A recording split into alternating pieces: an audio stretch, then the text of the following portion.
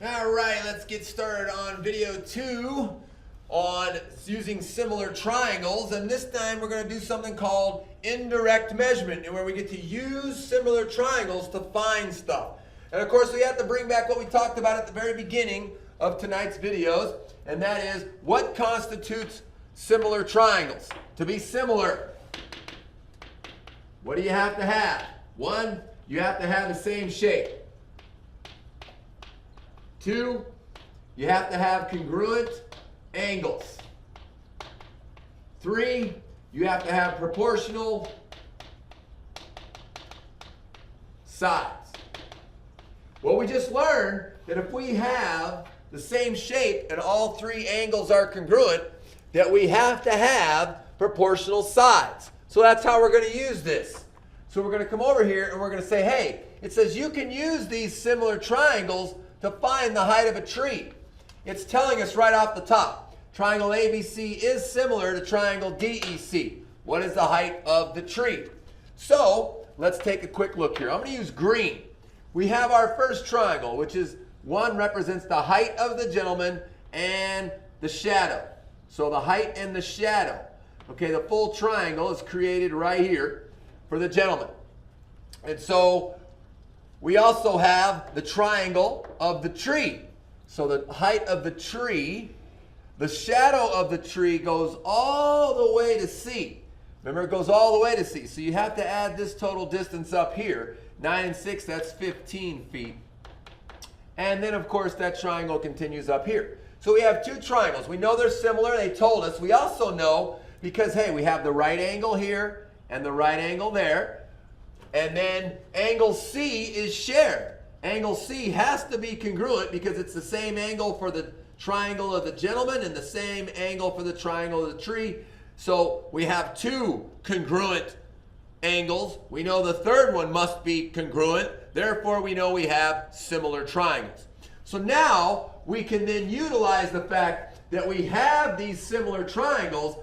Using proportional sides, we can find the height of the tree by writing a proportion.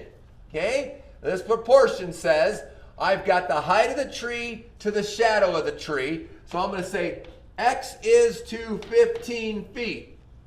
The height of the tree to the tree's shadow has to be equal to, because we're talking proportions, has to be equal to the height of the man, that's 4, to the man's shadow, and that's 6.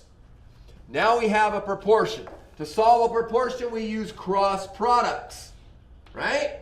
We remember all this from last year, proportions and cross products. So 4 times 15 is 60. X times 6 is 6x. Divide by 6 to solve. We know that x is equal to 10. And that means the height of this tree is 10 feet. The height of the tree is 10 feet. All right? Get all that written down and then continue and join us for our next example. So right here it says you plan to cross a river. You want to know how far it is to the other side. You take measurements on your side of the river and make the drawing as shown. All right. A says, explain why triangle ABC and triangle DEC are similar. Okay.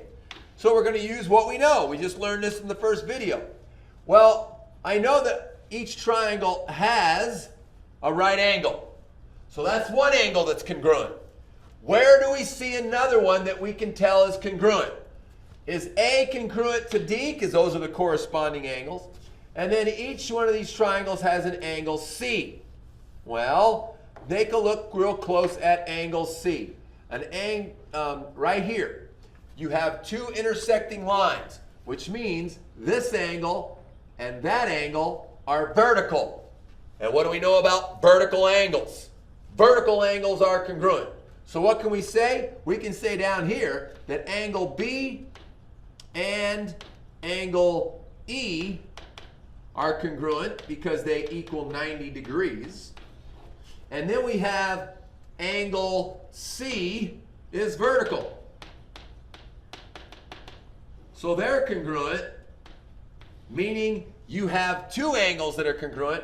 Therefore, this therefore A and D are also congruent. Therefore, you have two similar triangles. If we have similar triangles, what do we know about the side lengths? They're proportional. How are we going to find the distance? Using that proportion to cross the river.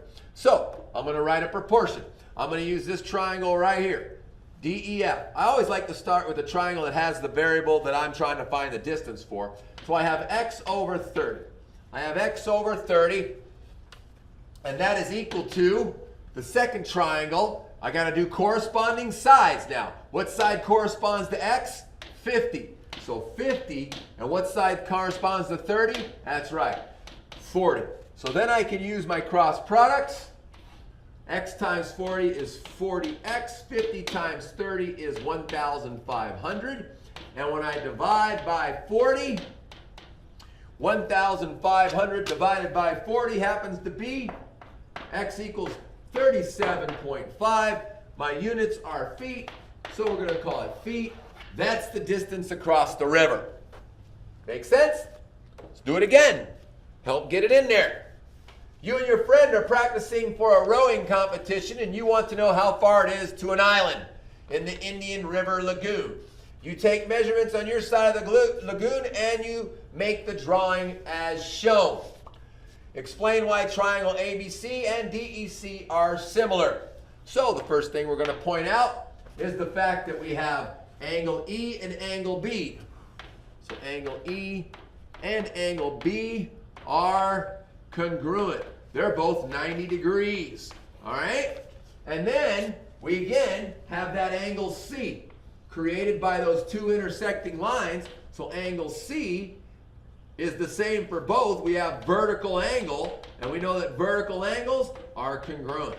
So now that we have two congruent angles, we know that A and D have to be congruent. Therefore, we know we have two similar triangles. So let's go on to the second part of similar triangles that we're going to use, and that is the proportional sides. So I'm trying to find out the distance across, so I'm going to use this triangle right here. It has my missing side length, and I'm going to say the distance across to the lagoon is x, and the distance on the ground is 9. So x is to 9 as, let's use the corresponding sides. So the corresponding sides, 8 and 3. So 8 is to 3. And then we use our cross products. 3x is 72, dividing by 3. And so x has to equal, what's that? X has to equal 24. Gotta figure that out for a second. X is 24, and the units are yards, so it's 24 yards to the lagoon. Very nice. We have one last example, so as soon as you're done writing this down, join us. And example 8, how tall is Juliet? Okay, well, they didn't say anything about these triangles, but we can recognize that they are similar because we have a 90-degree angle here. They have 2 marks in that one, so it matches the 2 marks of this one. We also have 1 mark up here, which matches that 1 mark. So we have 3 congruent angles. Therefore, we have similar triangles and proportional sides. So congruent angles, similar triangles, proportional sides. So I'm going to start out with the height of Juliet. Her height to the distance on the ground, 7, is equal to the height of whatever that thing is. I don't even know what it is, but it's 3 feet over 4 feet on the ground. And then I do my cross products. When I do cross products, I have 21 is equal to 4h, so I divide by 4, and h is equal to 5.25 feet. Okay? If you want to turn that into height and inches, 0.25, you'd multiply by 12 to find out the inches, so you could say 5 feet, 3 inches if you wanted to. Both answers are acceptable. Ladies and gentlemen, that does it. So let's do our quick write. Where Mr. Ross is standing next to a light pole in the middle of the day, my shadow is 1.5 feet long. The light pole's shadow is 4.5 feet long. If Mr. Ross is 6 feet tall, how tall is the light pole? You can tell that they are similar triangles. You don't have to prove that to me. You can see it with the right angle and the markings that show that you have similar triangles. Ladies and gentlemen, thank you so much for your efforts tonight. I look forward to your questions tomorrow. See you then.